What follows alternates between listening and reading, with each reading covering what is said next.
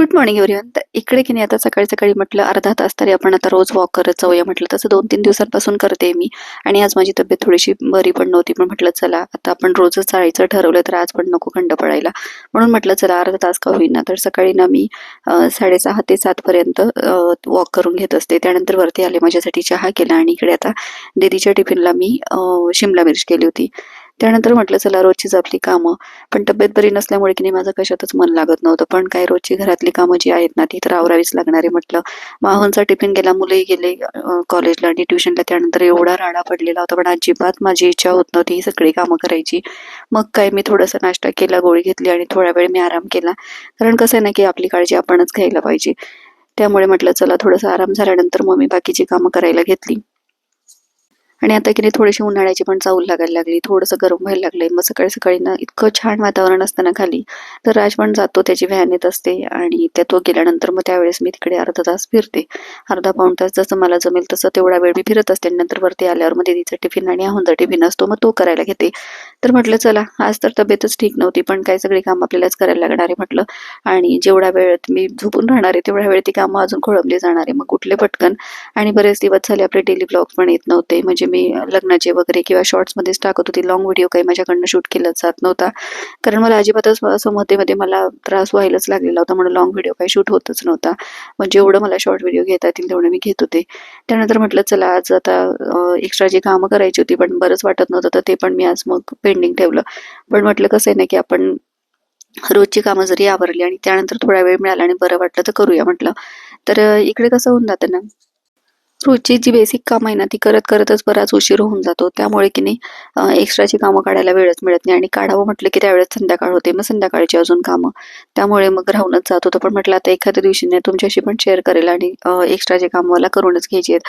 म्हणजे आता ह्या ज्या बरण्या आहेत ना, तर त्या पण मला घासायला काढायच्या आहेत. थोड्याशा त्या तेलकट झाल्या आहेत. आता इकडे चिमणी आहे तरी पण थोडंसं जास्त दिवस झाले की तेलकट होतात.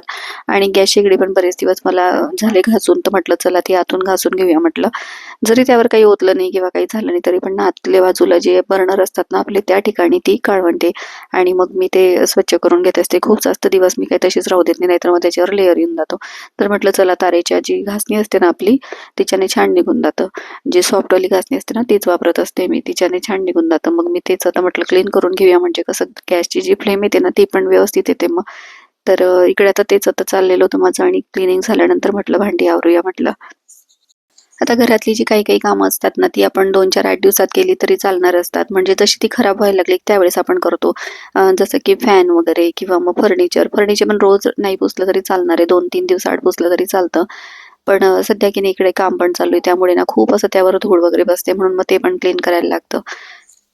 आणि घरात की नाही बरीचशी अशी छोटी-मोठी कामं असतात, की ती जर का आपण दिवसभर करत बसलो ना, तर अख्खा दिवस सुद्धा आपल्याला अपूर्ण पडणार आहे आणि त्यातल्या त्यात अजून स्वयंपाक आणि इतर गोष्टी. तर कधी-कधी असंच म्हणजे चिड होऊन जाते ना, की आपण काय-काय करणार आहे बाबा एकटं व्यक्ती, असं होऊन जातं.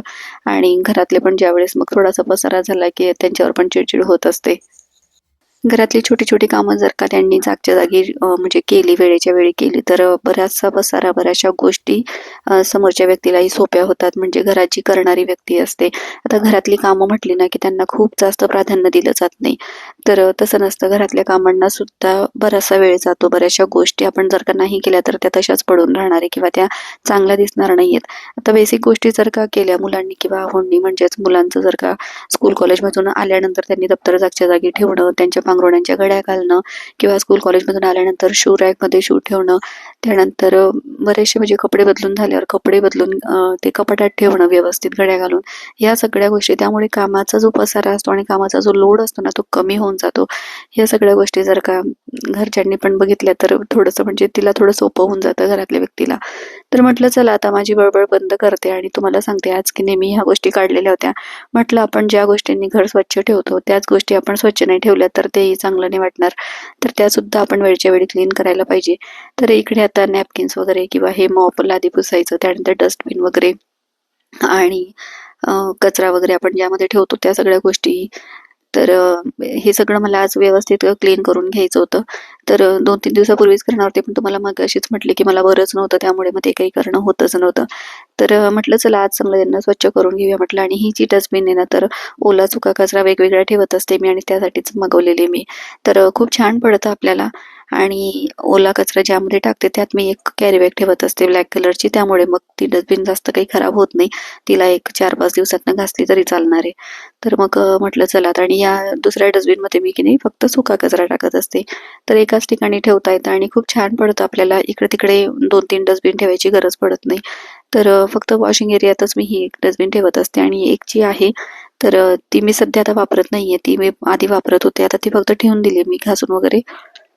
तर म्हटलं लागली कधी तर बाथरूम वगैरे मध्ये ठेवता येईल म्हटलं. पण मला ना बाथरूममध्ये डस्टबिन अजिबात आवडत नाही, कारण ना बाथरूममध्ये पाणी वगैरे म्हणजे नकळत जातच. त्यामुळे मग एखाद्या वेळेस कचऱ्याचा वास येऊ शकतो, जर का आपण रोजच्या रोज तो काढणं किंवा उचलून द्यायला बाहेर विसरलो तर. म्हणून मग मला नाही आवडत ते बाथरूममध्ये. म्हटलं चला इकडे आता या वॉशिंग एरियातच ठेवूया म्हटलं. तर ह्या डस्टबिन आता क्लीन करून घेतल्या. त्यानंतर ज्या काही वस्तू होत्या मी ज्या वापरत असते क्लिनिंगसाठी, त्या सगळ्या वस्तू आज मी स्वच्छ करून घेतल्या आणि वॉशिंग एरियात वाळत घातल्या. तर बऱ्याच वेळा माझं असं लक्षात आलं नाही, की घरातल्या कामांना बरेच जण काही महत्त्व देत नाही, की एवढं काही विशेष नसतं किंवा काही घरातलीच तर कामं आहे. तर घरातलीच कामं नसतात, काही कामं नसतात घरात असं म्हणा. भरपूर अशी छोटी-मोठी, बारीक-सारीक कामं असतात. म्हणजे प्रत्येक गोष्ट जागच्या जागी ठेवणं किंवा आणि जेवढं आपण मॉड्युलर किचन, मॉड्युलर घर आपलं असेल ना, तेवढं आपल्याला जबाबदाऱ्या जास्त असतात, की प्रत्येक गोष्ट आपण एवढं छान घर केलंय, तर प्रत्येक गोष्ट जागच्या जागी किंवा नीट अँड क्लीन दिसायला पाहिजे, म्हणून आपण ते प्रयत्न आपले असतात. समजा आपण जर का छोट्या घरात राहत असू किंवा मग साध्या आपण नॉन मॉड्युलर किचन असेल आपलं, तर त्यावेळेस त्या गोष्टी आपण जास्त काही बघत नाही. आपण एकावर एक थप्पी लावून ठेवून देतो, पण तसं नसतं. आपण जर का चांगल्या मोकळ्या नीटनेटक्या घरात राहत असू ना, तर मग ते पण आपल्याला तसंच ठेवायला लागतं. त्यामुळे त्यामध्ये मेहनत जास्त असते, हे मला आता कळायला लागलेलं आहे. आधी मला वाटायचं, की आपण आधी तर राहिलोय 2 BHK मध्ये, मग काय. पण एक रूम वाढलाय फक्त, तर एक रूम नाही त्यासोबत अजून कामं वाढलेली आहेत. तो रूम सुद्धा क्लीन करा, त्या रूम मधल्या सुद्धा गोष्टी जागच्या जागी ठेवा. असा भरपूर असा पसारा आपल्याला वाढतो. पण हा सगळा पसारा ना आपल्यामुळेच झालाय कधी-कधी असं वाटायला लागतं. कारण आपल्या गरजा खूप जास्त वाढल्या आहेत आणि गरजा वाढल्यामुळे कामही वाढलेले, पसाराही वाढलेला आहे. चला आपला पसारा आपल्यालाच आवरायचा आहे. तर आता कधी-कधी असं वाटायला लागतं ना, की कधीच म्हणजे कुठलंच काम असं एकट्याने कधी कोणी करत नाही. किंवा मग कुठलंही जर का ऑफिस असेल किंवा कुठलीही कंपनी असेल, तर त्या ठिकाणी काय होतं ना, की एक पूर्ण स्टाफच असतो ते पूर्ण सांभाळायला. तर तसं घरातही असलं असतं तर बरं झालं असतं. सगळ्यांनी सगळ्या गोष्टी वाटून घेतल्या असत्या. म्हणजे स्टाफ कसं, की एक बॉस असतात, त्यानंतर मॅनेजर, त्यानंतर क्लर्क आणि मग खालचे लोकं, अशा सगळ्यांच्या गोष्टी वाटून घेतलेल्या असतात. सगळ्या कामांचा त्यांचा प्रत्येकाचा वाटा असतो, की हे यांनीच करायचं आणि पूर्ण ऑफिस अशा पद्धतीने त्यांनी सांभाळलेलं असतं. तशाच गोष्टी असतात कुठल्याही कामात. पण घरकामामध्ये म्हटलं ना, की तसं नसतं. सगळं काम आपणच केलं पाहिजे, जागच्या जागी केलं पाहिजे. आणि जर का एक काम वेळेवर झालं नाही, तर मग लागलीच, की तुम्ही दिवसभर काय करतात आणि मग तेवढंही तुमच्याकडून होत नाही का? असे शब्द ज्यावेळेस ऐकतो ना आपण, त्यावेळेस खूप असं वाईट वाटतं, की अरे मग आम्ही दिवसभर काय करतोय हे. आणि मला तरी असं वाटतं ना, की या सगळ्या गोष्टींसाठी आपल्याला कोणी अप्रिशिएट करत नाही बरं का, की तुम्ही आज खूप काम केलंय, तुम्ही आज खूप दमलेत किंवा आज हे केलंय तुम्ही, आज कुठलीतरी चांगली गोष्ट केली किंवा आज छान स्वयंपाक झालाय किंवा आज घर किती छान नीटनेटकं आवरलेलं आहे, की आपण. तर चला इकडे आता डस्टबिन वगैरे क्लीन करून झाली. त्यानंतर हे मॉपचं जे आहे ना टब, तो पण मी क्लीन करून घेते आणि मग सगळं मी वाळत घालणार आहे उन्हात. आणि त्यानंतर मग वॉशिंग एरिया सुद्धा घासून घेणार आहे. तर सगळं स्वच्छ केलं आणि एका बाजूला इकडे पाणी आलं होतं, तर म्हटलं चला तेही स्वच्छ करूया आणि मस्त असं वॉशिंग एरिया पण चकाचक केला. त्यानंतर सगळ्या गोष्टी जागच्या जागी ठेवल्या, डस्टबिन सुद्धा लावून दिलं, तोवर वाळलं पण होतं.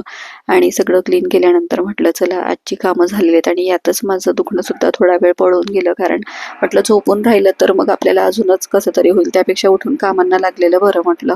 मग सगळं आवरलं आणि त्यानंतर म्हटलं थोडा वेळ निवांत बसूया, कारण आज ब्लॉग वगैरे माझ्याकडे नव्हते शूट केलेले, त्यामुळे मग शांतच बसले होते. आणि तुम्ही जर का मला इन्स्टावर फॉलो केलं नसेल तर इन्स्टाची लिंक पण दिली आहे, तर मला फॉलो करा नक्की. आणि यूट्यूबवर पण जर का पहिल्यांदा व्हिडिओ बघत असाल तर नक्की फॉलो करा. त्यानंतर संध्याकाळच्या स्वयंपाकाची वेळ झाली. आता मुलांना बिर्याणी खायची होती, आज चिकन बिर्याणी, आणि त्यामुळे आहोंनी बाहेरूनच आणलेली होती. त्यांच्यासाठी त्यांनी खिमा आणला होता आणि मला बरं वाटत नव्हतं म्हणून म्हटलं मी तर काही ते खाणार नाहीये. मग मी माझ्यासाठी ना आज खूप दिवसानंतर पिठलं करायला घेतलं होतं. तर हिरवी मिरची लावून वगैरे बेसिक आपले जसं करतो ना आपण त्या पद्धतीनेच करते मी, जिरे, मोहरी आणि लसणाची फोडणी देऊन.